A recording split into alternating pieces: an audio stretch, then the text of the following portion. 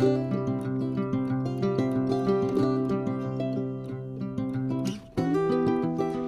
guys, welcome back to Say Mojo Homestead, where we have some goats that are letting me know that they are out of hay. So I'm gonna go take care of that.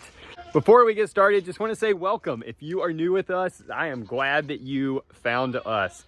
Today, we are going to be talking about soil health and why it is so important. This is actually a segment that Cass recorded this weekend, but we felt like it needed its own video because it was so full of great information. So I'm going to stop talking. Let's get to the great information.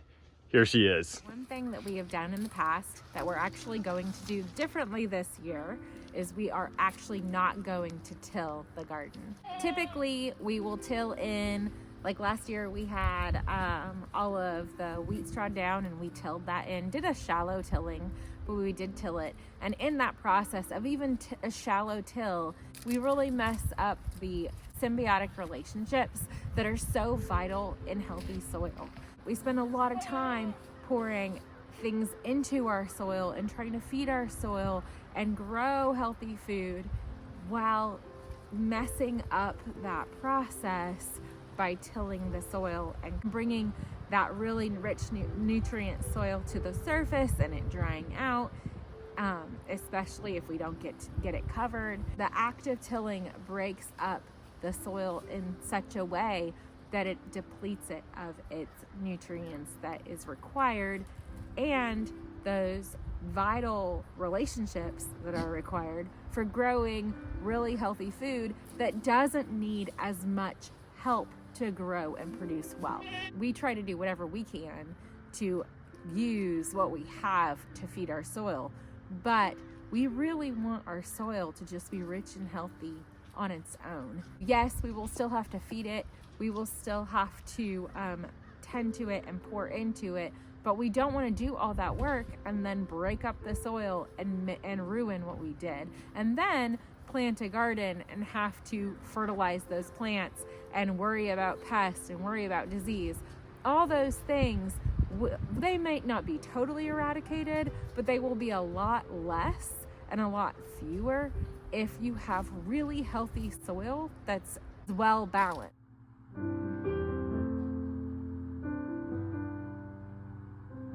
Acquired a lot of this land, and I just really feel like in order to continue to have good food produced for our family on this farm, we really have to now take the time to pour back into it. The one interesting thing that I've really learned as I've even scratched the surface in my study of soil health, it is very basic, but the basic knowledge I have at this point is that in order to produce food that feeds our bodies the way it was created to be fed is with fruits and vegetables that come from a naturally organic system that is found in truly healthy soil. Yes, you can feed a family with depleted soil. We've done it for years. But if I want to give my family the best food possible, if we're putting all this time and effort into this food that we're growing, I want to be growing the best quality food, the healthiest, the most nutrient-dense food I possibly can with this soil we've been given. That is the goal.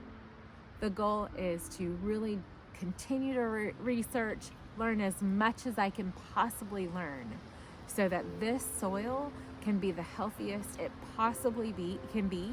Now, this soil won't be that at that state probably this year, that's not a goal that is attainable, I don't think, with this much soil that we really have to pour into, this size of a garden that we have to really focus on amending and rebuilding. I don't think that's doable in a year. I think this is going to be a continual process that we continue to learn, we continue to feed, we continue to experiment. But that's what's fun. To me, that's what's exciting about the garden, that it's a constant experiment that I get to explore new things and try things out and see what works and what doesn't work, see what sticks and what doesn't. I loved the outcome of direct composting. We've been launching the soap business and, you know, things come up. I haven't done it. Is that something I would love to start doing again? Yes, that's part of the plan. And setting up a system where I come out here and I intentionally take the time to direct compost.